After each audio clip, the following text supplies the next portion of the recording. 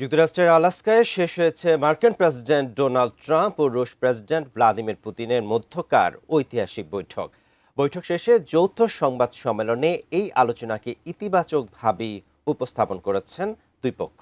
কিন্তু আলোচনায় কি সিদ্ধান্তে উপনীত হলেন দুই নেতা, বিস্তারিত থাকছে লিমা সায়ন্তীর ডেস্ক রিপোর্টে।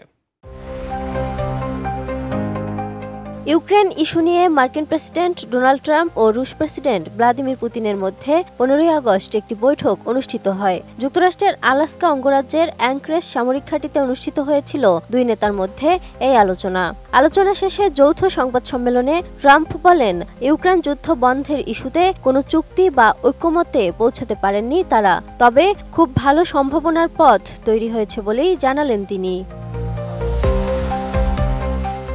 এদিকে আন্তর্জাতিক প্রতিবেদনগুলো বলছে, বৈঠকে যেসব বিষয়ে দুজন একমত হয়েছেন সেগুলোর থেকেই হতে পারে ইউক্রেন যুদ্ধ বন্ধ এবং যুক্তরাষ্ট্র রাশিয়ার সম্পর্ক পুনরুদ্ধারের সূচনা, এমনটাই মন্তব্য করেছেন পুতিন।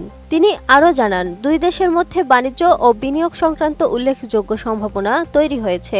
রুশ প্রেসিডেন্টের ভাষায়, এই পথে হাঁটলে শীঘ্রই ইউক্রেন যুদ্ধ বন্ধ সম্ভব, তবে ঠিক কোন কোন বিষয়ে তারা একমত হয়েছে তা নিশ্চিত করেননি তিনি। ইউক্রেন যুদ্ধ বন্ধে রুশ প্রেসিডেন্ট ভ্লাদিমির পুতিনের সঙ্গে ট্রাম্পের এই বৈঠকটি ছিল প্রায় 3.5 ঘণ্টার। যুক্তরাষ্ট্রের আলাস্কা অঙ্গরাজ্যের অ্যাঙ্করেজ শহরে এলমেনডর্ফ রিচার্ডসন সামরিক ঘাঁটিতে দীর্ঘ এই বৈঠক শেষে পুতিনের সঙ্গে যৌথ সংবাদ সম্মেলনে অংশ নিয়েছিলেন মার্কিন প্রেসিডেন্ট। বিশ্বমানের থার্মিক্স রড, সালাম স্টিল থার্মিক্স, দেশের একমাত্র থার্মিক্স রড। চুক্তি না হওয়া পর্যন্ত কোনো চুক্তি নেই উল্লেখ করে ট্রাম্প আরও বলেন, ব্যাপক অগ্রগতি হয়েছে, কিন্তু তারা বৈঠকটির চূড়ান্ত পর্যায়ে পৌঁছাতে পারেননি।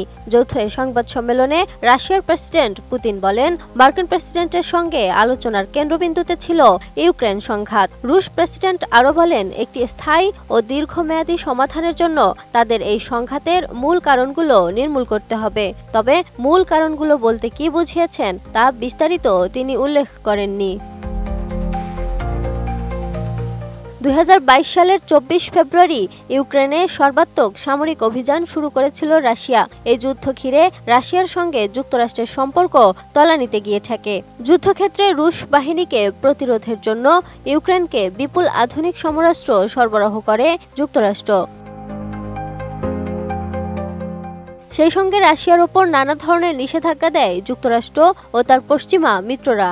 রাশিয়াকে সারা দুনিয়া থেকে বিচ্ছিন্ন করে একঘরে করার সর্বাত্মক চেষ্টা চালায় যুক্তরাষ্ট্রের তৎকালীন বাইডেন প্রশাসন।